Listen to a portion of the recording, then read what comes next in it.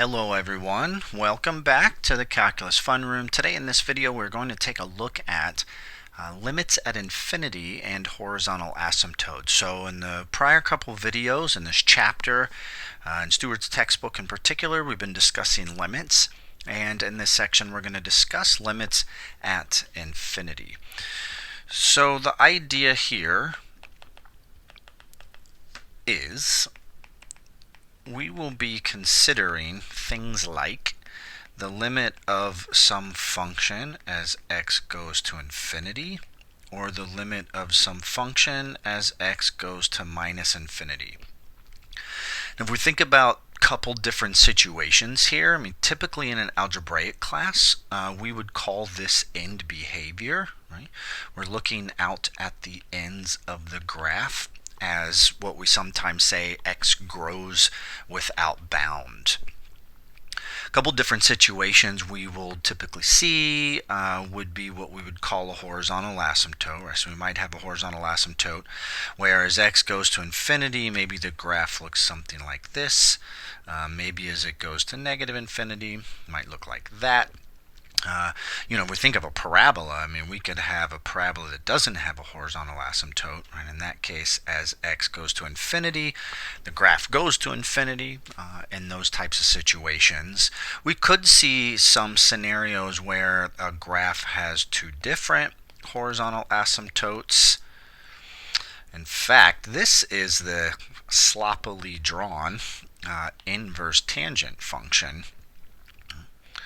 So here's inverse tangent of x, which has a pi over 2 and negative pi over 2 horizontal asymptotes. We could have, one asymptote, we could have no asymptotes, we could have two asymptotes. So when we look at these limits at infinity here, we could get different values for those limits. Those limits could equal infinity. Those limits could equal 2/3, let's say. So let's take a look at one example where I just want to start off doing some exploration. So let's consider the limit of, let's say, 2x squared minus 5. Let me change this actually. Let's do 3x squared minus 5 over 2x squared plus 1. And let's look as x goes to infinity. Now in the couple videos ago where we first started just exploring limits, one of the things we would do is we would take out our graphing technology and graph, and we would build a table and look at values of it look at values of that expression as x approaches whatever value we were approaching. So I'm pulling out my TI calculator and I've plugged the expression into y1, and I'm going to go ahead and graph. Let's do a zoom standard, zoom 6, and we can see in this case we do have a horizontal asymptote. What is that horizontal asymptote? So we could explore utilizing a table. So if I do second window and go to the table set menu, I've changed the independent variable to the ask feature. So now when I go to second graph into the table, I can plug in values of x. So let's let x go to infinity. So we'll have x be 10. Then let me do x equals, I already have 10. Let's do x equals, let's say 100. Let's do x equals, let's say 500, right? So we're letting x grow without bound, and we're investigating numerically what the values of the function are approaching. Now on a TI, we usually can only get about 4 decimal places that fit into the table. So what we could do if we were wanting a little more accuracy, we could arrow over and we could see a little bit more accuracy here to more than just 4 decimal places. So it looks like, it appears from this table, that the limit as x goes to infinity is approaching 1.5. And if we look at that graph again, it appears to be about y equals 1.5. So let me go ahead and type in here y equals 3/2, or I could just type 1.5. Let me graph, and we can see that is that horizontal asymptote. So in a calculus course, what we really are doing here is developing our tools of analysis, right, using the tools of calculus. So it is totally acceptable to explore and investigate. I use those two terms specifically. Exploration, the investigation, graphically and numerically shows us the asymptote, right, or the value of this limit appears to be 1.5. But what we want to be able to do is then justify or prove analytically that this limit truly is 1.5. So we're looking at the bigger picture concept in this section of what is a limit as I go into infinity, and then we're having the conversation of, how do we manage that? How do we do the work, if you will, analytically to justify the results that we're getting? Now, typically, here would be the trick that we would utilize in this type of scenario. And actually, before I go into that trick, what I want to do here is discuss one other concept. Just remind ourselves, technically, of some shortcut rules that we had in a college algebra class. So usually in a college algebra class, what we would discuss is the following. We would think of a function as being a polynomial up top, and usually we write the polynomial in that generic way. And then we would look at a polynomial in the denominator, and dot, dot, dot. So in an algebra class, what we would talk about is the end behavior was dominated by the leading terms. So we would compare those leading terms. And basically we would have a couple cases, right? We would say that if the degree, and you know what, hang on a sec, because what we usually do is we denote those exponents as being possibly different numbers. We would typically say the degree of the numerator is an nth degree polynomial. The degree of the denominator is an nth degree. That sounds kind of funny, right? So our first shortcut rule here would be kind of like case 1. If the numerator's degree was larger, we would have no horizontal asymptote. And then if the numerator's degree was less, we would have y equals 0, and I'm going to get lazy, as the HA, the horizontal asymptote. And then case 3 would be if the degrees were equal, and what we would do is take the ratio of the leading coefficients, and I should fix that coefficient down there to match the subscript. Now that's the scenario that we have here, right? I mean, if we look at our situation, the degree of the numerator is 2, the degree of the denominator is 2, and so what we would do in that case is we would take the ratio of the leading coefficient, y equals 3 halves, and we can see that that is what we're getting as our result here that we found through an exploration, numerically and graphically. So in this course, right, so in an algebra course, we didn't have the tool of a limit.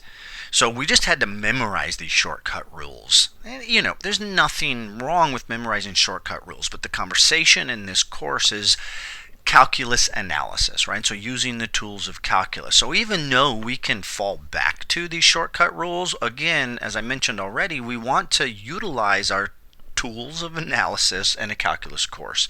So what would that look like, let's say, for this particular example?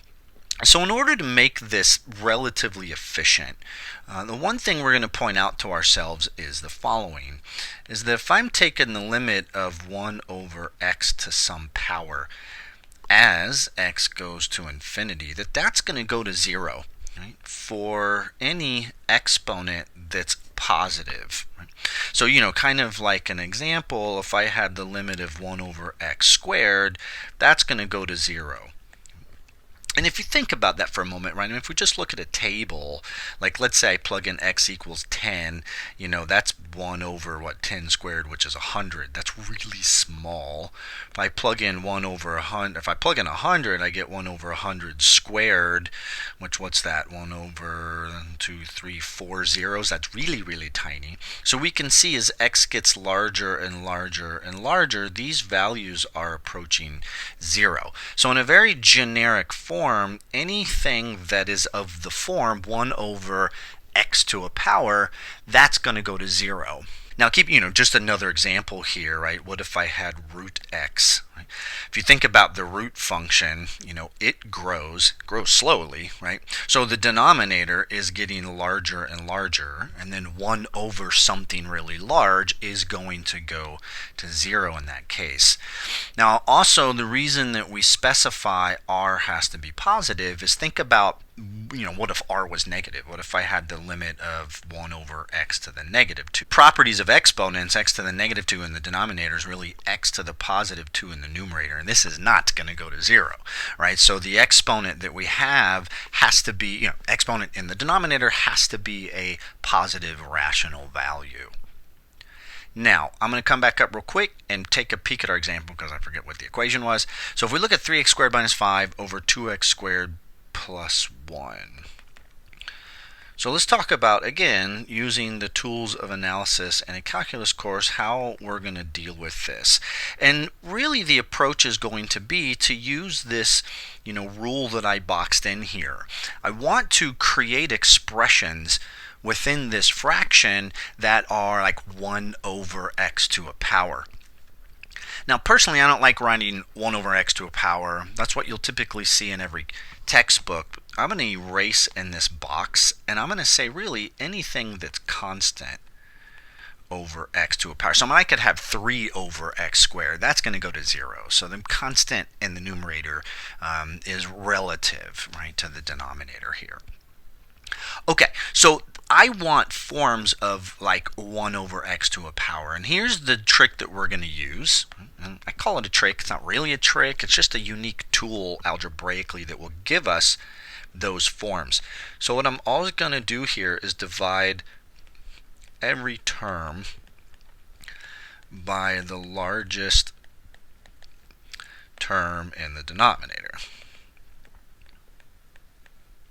Now when I say largest term, what I'm really meaning is like whatever the x to the power is in the denominator, something like that, right? So in this case, the largest term in the denominator is really 2x squared, but I'm just going to take the x squared. Now I'm going to throw an extra step in here. Instead of just jumping right to dividing every term, what I'm really doing is multiplying the numerator by 1 over x squared, and I'm multiplying the denominator by 1 over x squared. So algebraically, I'm not breaking any rules. I'm multiplying by the number 1 over x squared divided by 1 over x squared. But the way that we manipulate that so we can use that rule that we boxed in above, I'm in essence going to distribute the 1 over x squared to each term. So I'm going to get 3x squared over x squared minus 5 over x squared all in the numerator. And then I'm going to get 2x squared over x squared plus 1 over x squared all in the denominator. So we're going to do a little bit more cleanup here. And in the numerator, right, this first term is going to become just 3. So I'm going to have 3. And then the second term doesn't simplify at all. And then again, the leading term in the denominator is just going to become 2 in this case. And then I just have 1 over x squared. So now what we're going to do, again, we're going to use that general concept, is that 1 over x to a power is going to go to 0. So I'm going to say this term here goes to 0. This term here goes to 0. And what I end up with really is the limit of 3 over 2. And the limit of a constant is the constant. And so there's that 1.5 that we were seeing in our exploration, graphical and numerical. So graphically, we're calling this the horizontal asymptote, right? So we would say, in essence, right, for the function f of x equals to 3x squared minus 5 over 2x squared plus 1, the horizontal asymptote is y equals 3 halves. So if we were doing graphical analysis, which the last video we discussed vertical asymptotes, right? So now we're discussing horizontal asymptotes. So using the tool of limits, we can analyze a function and find asymptotes. So we can do some pretty deep, detailed analysis using limits. Now I want you to go ahead and try one for me, and I want you to pause the video for me and try this. So I want you to find the horizontal asymptotes. Find the horizontal asymptote. Now, we don't always have horizontal asymptotes, so I'm going to say if any of the function. And let's say we have f of x equals 2x minus 3x squared over 4x cubed plus 2x minus 1. So go ahead and pause the video. Work through this problem, very similar to the one we just did. When you're done, unpause and we'll go over this together. Okay, so how did you do? What did you get as the horizontal asymptote? Oh, I can't hear you guys. I don't know, something might be wrong with my headphones. All right, corny joke. So just like as we discussed in the last example, we're going to take a limit as x goes to infinity of the function of which we were looking for the horizontal asymptote. So I'm going to divide everything by the leading term in the denominator, and I'm just going to skip that first step that we did last time, and I'm just going to jump to dividing everything by the leading term in the denominator. Now, it might be, what's happening there? You might be able to be a little bit more efficient and jump to the next step where we simplify everything, right? So jumping to this next step, I can see the leading term in the numerator here is going to simplify to 2 over x squared. And then the next term is going to simplify to 3 over x. Then in denominator we get 4, 2 over x squared, and 1 over x cubed. So again, we're going to use the concept that the limit of 1 over x to a power as x goes to infinity is going to go to 0. So we can see in the numerator both terms actually are going to go to 0, and then in the denominator the last two. So we end up with 0 in the numerator divided by 4, and that is 0. So our horizontal asymptote in that case is y equals 0. Now again, I'm not going to take the time to do this in this video, but by all means, take out your graphing technology, graph this function, explore, right, graphically, explore numerically, check your work, and just make sure your tools of analysis are correct here. So in this example, let's consider, and let's just jump to the limit here. So let's say we had the square root of 3x squared plus 2x over, let's say, 5x plus 1. So we're taking a look at this limit. So in essence, we're finding the horizontal asymptote, right? So notice in the numerator, we don't really have a polynomial. We have a root function. In this scenario, we have a polynomial under the root, so we're still going to take the same approach that we did in those first two examples. So I'm going to look at the leading term in the denominator, right? And that leading term is x to the first. So what I'm going to do is divide everything by the leading term in the denominator. I'm going to be a little careful here when I do that, because what I'm really doing in the numerator is I'm dividing the radical 3x squared plus 2x all divided by x. So how do I get the division of x under the radical? And we're just going to use the idea that dividing by x is the same thing as dividing by the root of x squared. So I'm going to take that division by x, I'm going to push it under the radical, if you will, and it's going to become an x squared under the radical. We have x going to infinity, right? We're going to take a limit as x goes to infinity. So I'm going to really have in the numerator 3x squared over x squared plus 2x over x squared, all under that radical. I'm going to go ahead and simplify the denominator here. And then in this case, let's go ahead and clean up the numerator as well. So under the radical, we have 3 and then 2 over x. So again, just like the prior two examples, a constant over x is going to go to 0. So for this particular case, we're getting the limit of the square root of 3 over 5 as x goes to infinity. And that is root 3 over 5 there. All right, so if we're being asked for the horizontal asymptote, there's a horizontal asymptote. By all means, we could take out our graphing technology and check. So before we move on, there's two things that I want to make a note of here. You may have thought about this and wanted to ask the question. The first one being when we divide by x squared, right? I mean, when we divide by, x to a power, we could be dividing by 0. If we were solving an equation, right, let's suppose we were solving the equation x squared equals x. What we would always do is subtract the x to the other side and then factor, right? What would be horribly wrong is if we divided both sides by x. If we divide both sides by x, what we could have done in that scenario is divided by 0. So when we solve equations, we never, ever divide both sides by x to a power. And in fact, if you look at this example, x equals 0 is a solution, and we completely miss it in that process.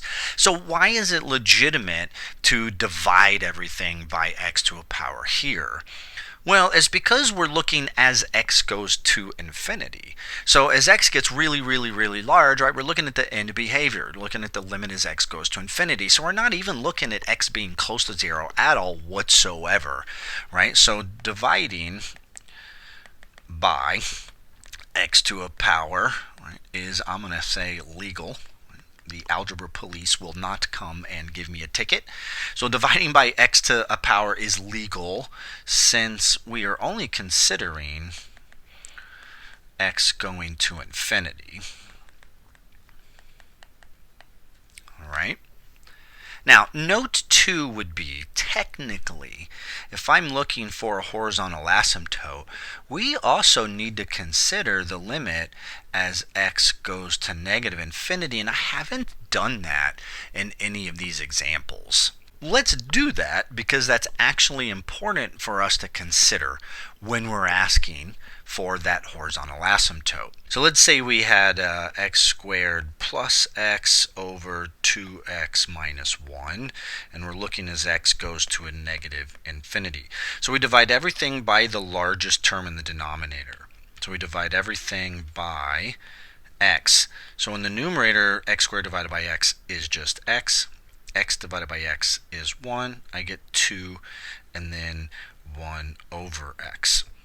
So again, using the rule that 1 over x is going to go to 0, we end up with, in this case, let me come down here in the next line, we end up with, x plus 1 over 2 as x goes to negative infinity. Now, if we think about what's happening here, right, x is going to negative infinity. So x is like negative 10, negative 100, negative 1,000, negative larger and larger and larger. So as my numerator becomes, as x goes to negative infinity, my numerator is becoming really large in the negative direction. So what I'm about to write is really not rigorous mathematically, but conceptually I'm getting a negative, really large negative number in the numerator. And a negative infinity divided by a constant, right, that's just going to go to negative infinity in that case. So for this quick example I picked here, because I wanted to illustrate x going to negative infinity, which we hadn't discussed yet. Whatever this function looks like, it's shooting down to minus infinity as x goes to negative infinity, right? So the outputs are shooting to minus infinity. And we could take out our calculator and graph this. I'm not going to take the time to do that, but we would see that end behavior out in the graph in that case.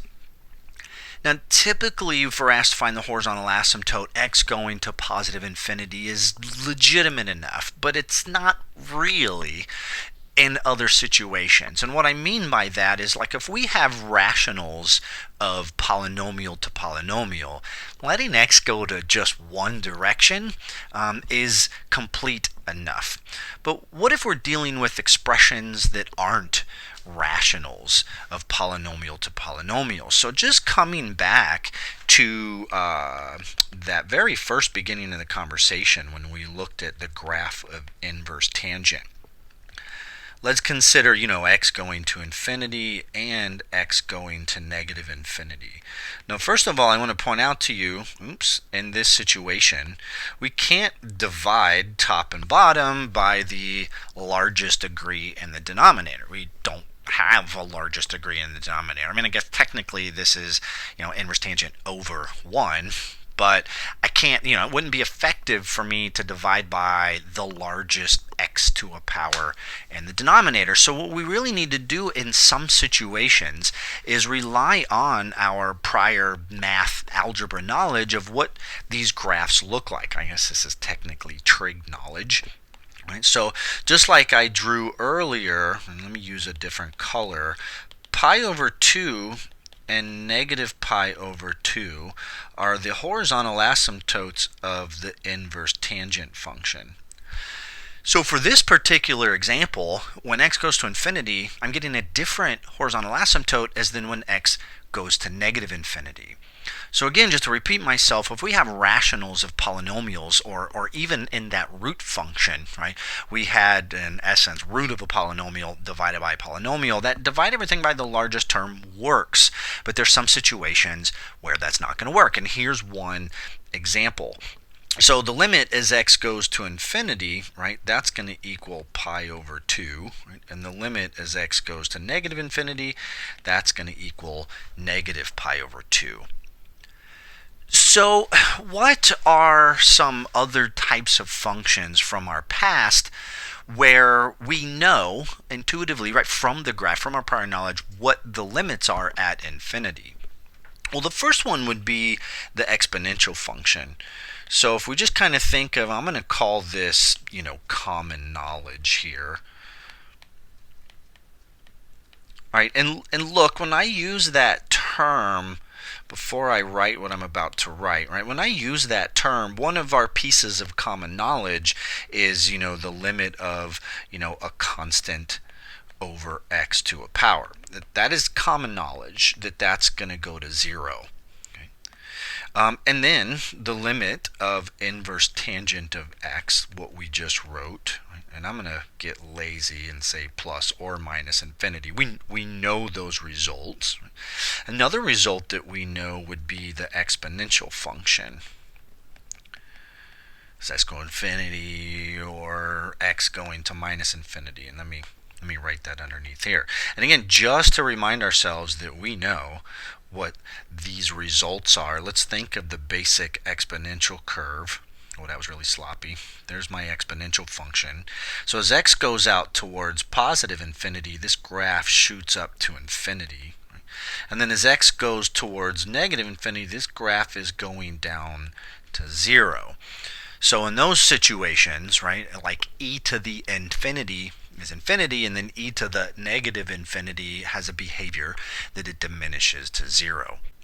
Another one that we know as common knowledge could be the ln, right? Any logarithmic function.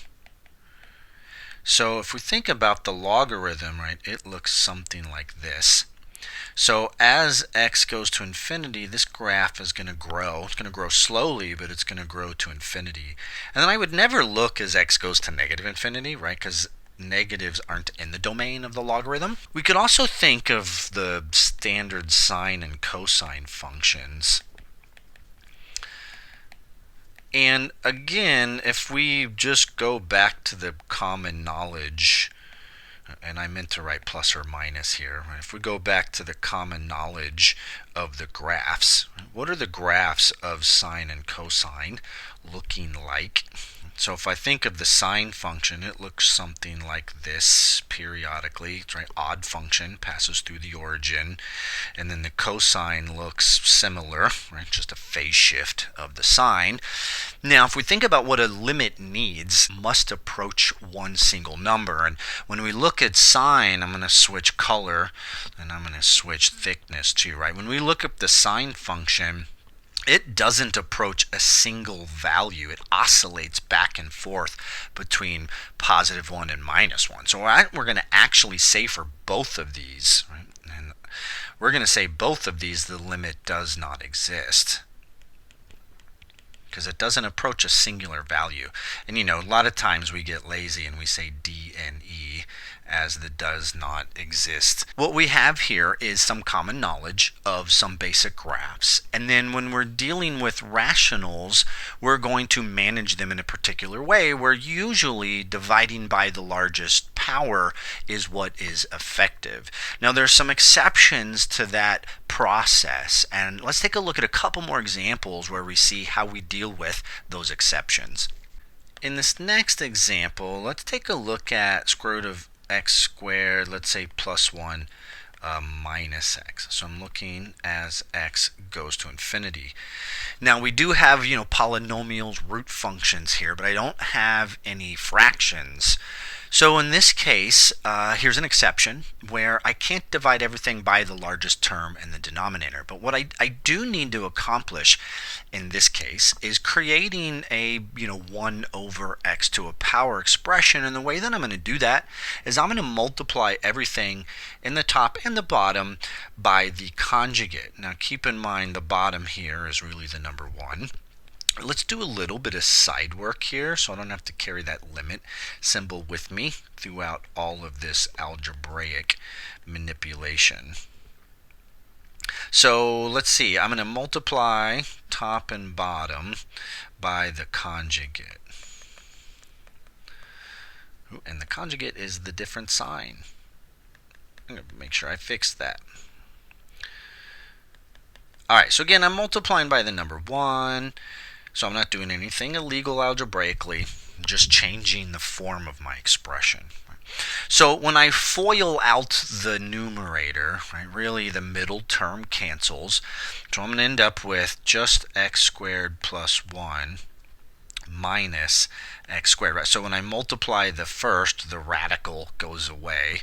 And when I multiply the last, I get minus x squared. Let me fix that. And then all over, I get square root of x squared plus 1 plus x. So let me then go ahead and tack on the limit as x goes to infinity.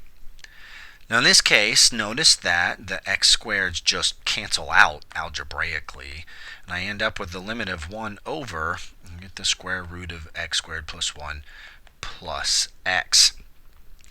So similar to what we were doing earlier, we could now divide by the largest term in the denominator. The largest term in the denominator is really x to the first power, which is also square root of x squared, right? So under the radical, root x squared is x, and then this is also x. So my next step here is divide everything by x. So in my numerator, I'm going to have 1 over x. Again, when I divide everything by x and I push it under the radical, I'm dividing by root x squared, right? So I'm going to have root of 1 plus 1 over x squared when I simplify that, and then 1 outside that radical. Okay. Now, in the numerator, I am getting 0, 1 over infinity, right, going to 0. In the denominator, I'm getting root 1 plus 1. So I'm getting 0 over 2, which is 0. So in this case, my limit turns out to be 0. We didn't really have a fraction here, and I needed to create a fractional expression. And we did that with radicals, we do that with the conjugate. Now I do want to point something else out to you here. Really common mistake to make in this situation with this limit is to think of the following, right? So like the leading term, square root of x squared, goes off to infinity. And then the second term, y equals x, goes off to infinity. So I might think that this is infinity minus infinity, which is 0. Now that would actually be wrong in a general conversation, even though we would have gotten lucky in this particular example. Don't ever, ever, ever assume infinity minus infinity is 0. And if you remember in the last video, we did some examples where we saw like 0 over 0. Remember that? And that wasn't always 0. There were times where that was a number. I think one of the examples we did, we got like 6 out of that limit. So we always want to be really careful here. Like infinity over infinity or 0 over 0 are not what you would think, right? Remember, infinity isn't a number, right? So this isn't like 5 minus 5. That, of course, is 0. Infinity minus infinity is really behaviors. Okay? Just like 0 over 0, I mean, division by 0 is undefined, but what's really happening is the numerator goes to 0. All right, the reason that I bring this up is this is a unique situation that we sometimes encounter, and again, I mentioned this in the last video. What we're going to do in a little bit later, we're going to explore this concept actually deeper, and we're going to discuss, so what does it mean to have infinity minus infinity? When is that 0? When is infinity minus infinity not 0? And we'll take a deeper look into that in a couple videos from now. Let's take a look at one more example. So similar to the one we just did, let's say we had x squared minus x as x goes to infinity. Now, intuitively, if we think about this, this is a parabola. Graph of y equals x squared is a parabola. Wherever the vertex is, doesn't really matter. But as x goes to infinity, the parabola is going to shoot off to infinity in either direction. So, we intuitively know, right, that this limit should be infinity. But let's justify that numerically. Now, we might be tempted, and it wouldn't be wrong, to take the approach we just did in the last example. It's not really the most efficient approach to take. And the reason why is we don't have a radical in this situation. So usually when we use like a conjugate trick, it's when we have a radical. Now I'm going to go ahead and do the conjugate process just to point out that it does work, but it just wouldn't be the most efficient approach. But again, it works. So let's take a look at what that would look like real quick, and then we'll talk about a different approach here. So in the numerator, if I FOIL everything out, the middle terms cancel, and I'll have x squared times x squared, which is x to the fourth, and then negative x times positive x is negative x squared. And again, just like the conjugate trick, the reason that this is effective, even though it may not be the most efficient method, but the reason that it's effective is it now gives me a fraction.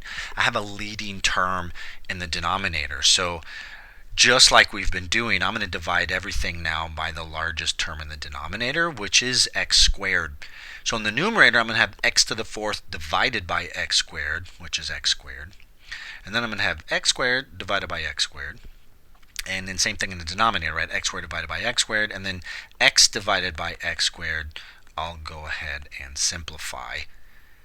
Now again, 1 over infinity is 0. My calculus teacher would shoot me if I said 1 over infinity.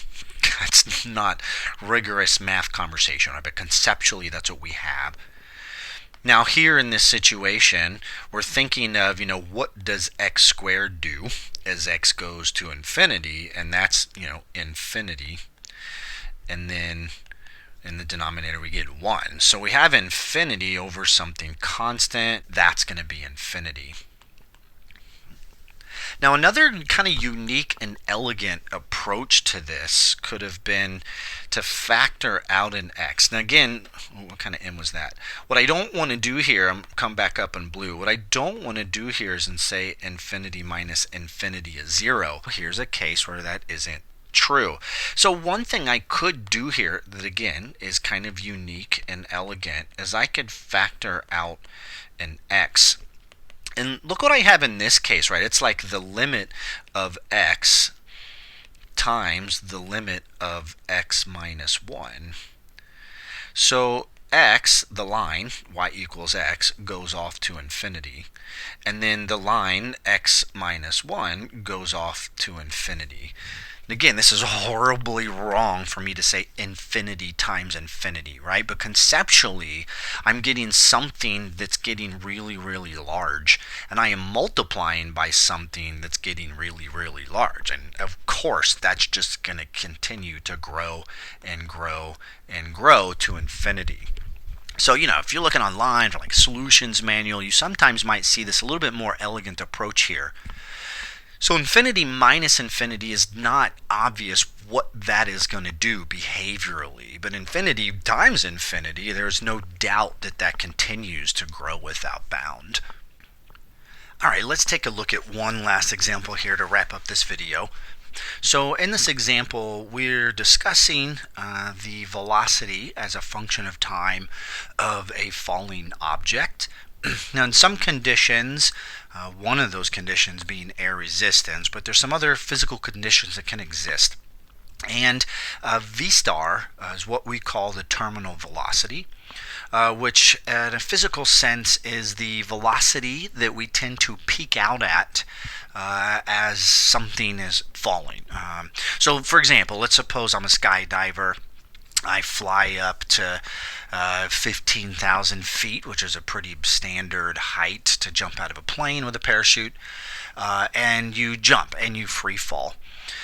So as you fall, right, over time, right, t equals 0 being the time you jump out of the plane, over time you are picking up speed, right, your velocity is increasing, but you reach this point in time where you kind of max out your speed, and it's around 120 miles per hour. And that's what we would call the terminal velocity, the speed that you reach where your velocity doesn't increase anymore. We see this behavior in raindrops as well. There's other types of objects that fall, which achieve terminal velocity under certain physical situations like air resistance. So here's the equation that we would typically see, and let's suppose that what happens, let's ask two questions.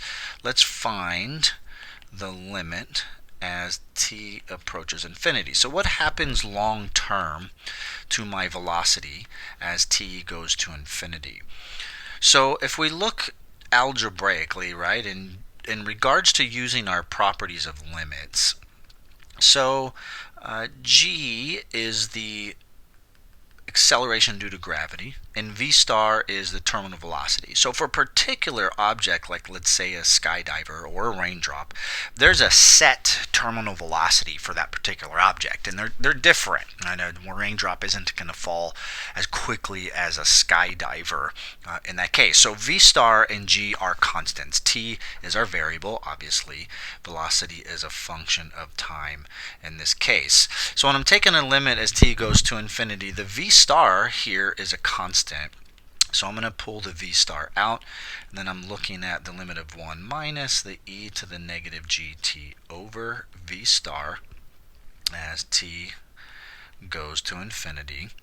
So again, the limit of a difference, right, is the difference of the limits. So I really would technically at this point take the limit of 1 minus the limit of e to the negative gt over v star. Okay. The limit of the number 1, right, is the limit of a constant, which is the constant. Oops, that should be v star. So I'm going to have v star, my little asterisk is getting sloppy, 1 minus, and then I have the limit of e to the negative gt over v star. Now keep in mind, I'm going to highlight here, g is constant, v star is constant. Right? So let's suppose that I plug in 1 as a constant for both of those numbers. So what I'm getting is the limit of, let's call it e to the negative u, if you will, if u is going to infinity. I'm just kind of ignoring those constants.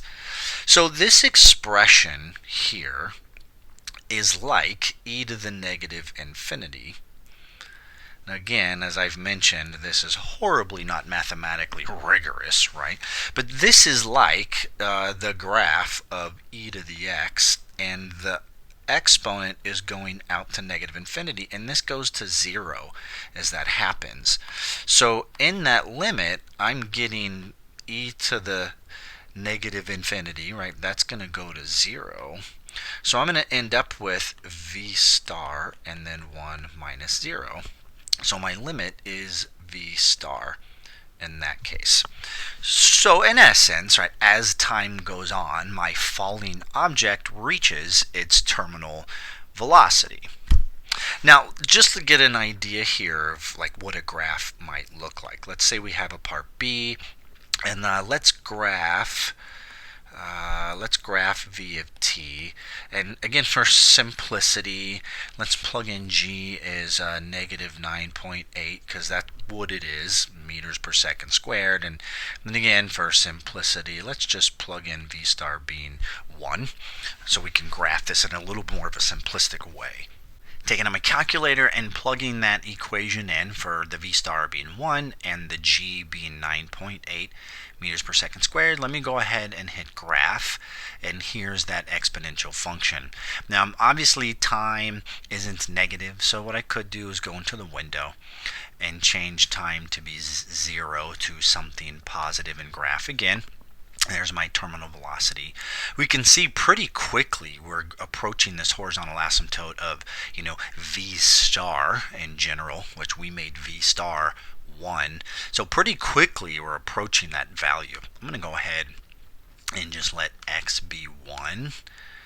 And let's see what that looks like. Right, so there's my graph, a little more zoomed in. Obviously I could change my y min, it doesn't need to be negative. Could change the y maxes, it's not going above 2. So let's go ahead and change that. Let's make the y min 0, let's make our y max 2. A little better visual picture here. Now let's suppose the question is how long does it take for the object to reach 99% of its terminal velocity. So if I wanted to find how long it took to reach 99% of its terminal velocity, right, I'm going to hit y equals, and I'm going to go down and I'm going to do 0.99% and of its initial velocity, and for this scenario we just plugged in 1. So I'm going to go ahead and hit graph. 99% of 1 is right there. So how long does it take to reach that 99%? So I'm really looking for the intersection point, right? Like where does the velocity curve reach 99% of v star? So what I'm going to do in this case, I'm going to find that intersection point, right? What time is that? So I'm going to choose zoom. I'm going to choose zoom box. And I am going to try to focus on, so I'm going to hit enter. I'm going to pull my box down with my down arrow, and then I'm going to pull my box to the right. So now I'm going to do second and calc. Second trace takes me to the calc menu. I'm going to hit number 5, which is intersection. So it wants a guess to about where I think the intersection is on the first curve. It looks like it's about right there. I'm going to hit enter. On the second curve, it's about right there. I'm going to hit enter. And then here's my guess. Hit enter. And it's giving me the intersection of about 0.47 seconds it took this object to reach 99% of its terminal velocity. Quick rough sketch to just summarize that idea for this particular situation where we let v star be 1, our terminal velocity was 1. We saw about 0.47 seconds it took to reach 99% of its terminal velocity. So I think that's the last example I'm going to take a look at for this section. This really kind of wraps up the overall pretty comprehensive section about limits. In the next section, we're going to start to come back and revisit what we discussed in the video for 2.1, which was rates of change. And we're going to start to lead into the idea of a derivative and an instantaneous rate of change and make things a little more precise in relation to that conversation. I look forward to seeing you in the next video.